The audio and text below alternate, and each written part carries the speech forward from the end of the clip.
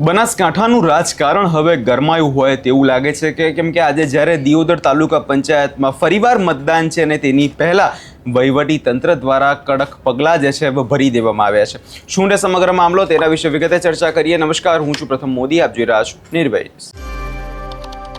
વાવ થરાદ વિસ્તારના દિયોદર તાલુકા પંચાયતમાં કચેરી ખાતે જે મામલો ગરમાયો હતો, જ્યાં આપણે જોયું હતું કે ગેનીબેન ઠાકોર દ્વારા અને બધા દ્વારા વિરોધ પ્રદર્શન કરવામાં આવ્યું હતું, તે આખા વિવાદ બાદ હવે કલેક્ટર દ્વારા એક અત્યંત અને મહત્વનું જાહેરનામું જે છે બહાર પાડવામાં આવ્યું છે।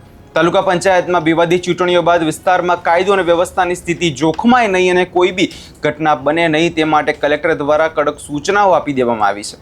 આ નવા જાહેરનામા અનુસાર હવે સરકારી કચેરીઓની આસપાસ અથવા તો કચેરી પરિસરમાં પૂર્વ મંજૂરી વગર કોઈ પણ પ્રકારના ઉપવાસ, ધરણા, દેખાવો કે હડતાલ યોજવા પર સંપૂર્ણ પ્રતિબંધ મૂકી દેવામાં આવ્યો છે। તંત્ર દ્વારા લેવાયેલા કડક નિર્ણય બાદ આગામી 9 જૂન સુધી અમલમાં રહેશે। જો કોઈ પણ વ્યક્તિ આ જાહેરનામાનો ભંગ કરવાનો પ્રયત્ન કરશે તો તેની સામે કડક કાયદેસરની કાર્યવાહી કરવામાં આવશે, જેવી વાત પણ કરી દેવામાં આવી છે।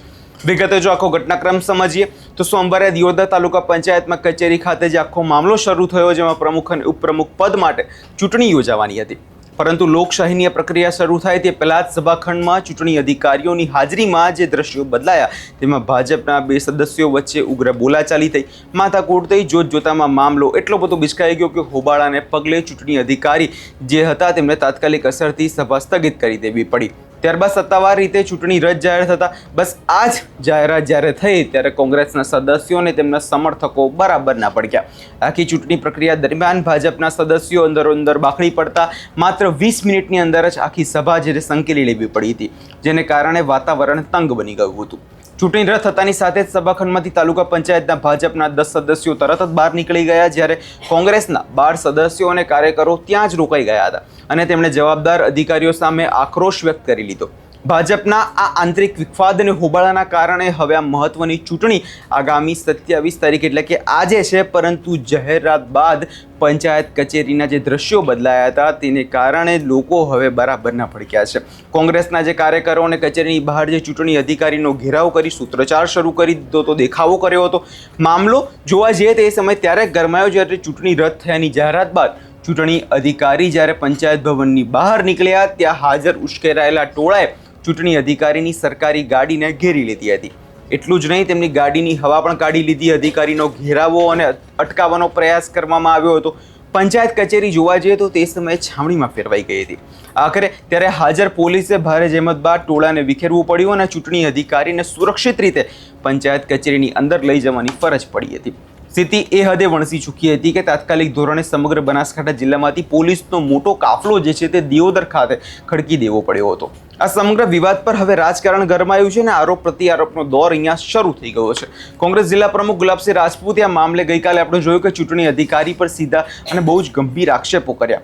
તેમણે કટાક્ષ કરતા કહ્યું કે જ્યારે ચૂંટણીનું કોરમ એટલે કે જરૂરી સભ્યોની સંખ્યા પૂરી થઈ ગઈ હતી તો પછી કયા નિયમ હેઠળ આ ચૂંટણી કેન્સલ કરવામાં આવી। તેમણે માંગ કરી છે કે ચૂંટણી પ્રક્રિયામાં હોબાળો કરનાર જે તત્વો હતા તેમની સામે કડક કાયદેસરની કાર્યવાહી થવી જોઈએ।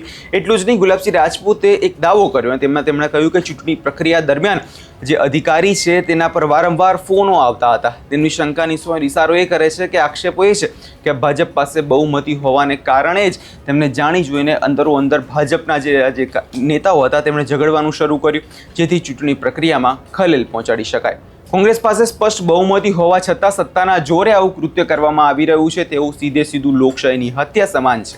આ વિવાદ જોવા જઈએ તો સોમવારે મોડી સાંજ સુધી ચાલ્યો હતો।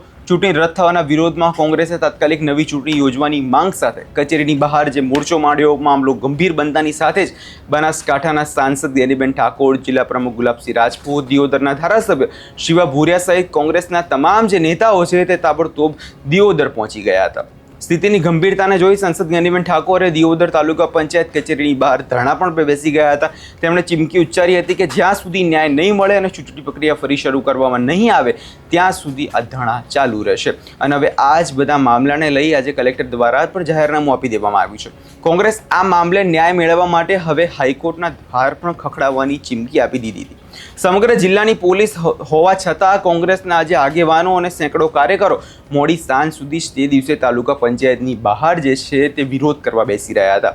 તેમણે શાસક પક્ષની મિલીભગત સામે પોતાનો ઉગ્ર વિરોધ નોંધાવ્યો. ભારે પોલીસ બંદોબસ્ત વચ્ચે છેવટે ચૂંટણી અધિકારીને ત્યાંથી સુરક્ષિત બહાર કાઢવામાં આવ્યા અને પણ દિયોદરમાં આવેલું રાજકીય જે વાવાઝોડું છે કદાચ હવે શાંત પડ્યું નથી. એક તરફ કલેક્ટરનું 9 તારીખ સુધીનું જાહેરનામું અને આજે જ્યારે ચૂંટણી છે ત્યારે હવે જોવાનું એ રહેશે કે આગામી દિવસોમાં દિયોદરનું રાજકારણ બદલાઈ શકે કેમ કે આજે જ્યારે ચૂંટણી છે ત્યારે કોંગ્રેસના જે નેતાઓ ત્યાં પહોંચે છે અને ત્યાં પહોંચીને મતદાન કયા પક્ષમાં થાય છે, શું કોંગ્રેસના લોકો જ્યારે પક્ષ પલટો કરી લે છે, કેમ કે ગઈકાલે આપણે જોયું કે જે દિયોદરમાં રિઝોર્ટ પોલિટિક્સ પણ શરૂ થઈ ગયું હતું. જે લોકો છે તેમને અજ્ઞાત સ્થળે પણ લઈ જવામાં આવ્યા હતા અને હવે આજે જ્યારે ચૂંટણી છે તે સમયે જોવાનું એ રહેશે કે દિયોદરમાં તાલુકા પંચાયતમાં કોનું રાજ આવે છે. આ વિષયમાં તમારો શું અભિપ્રાય છે અમને કમેન્ટ કરી ચોક્કસથી જણાવજો અને અમારી ચેનલ નિર્ભય ન્યૂઝને લાઇક, શેર અને સબસ્ક્રાઇબ કરવાનું ભૂલશો નહીં.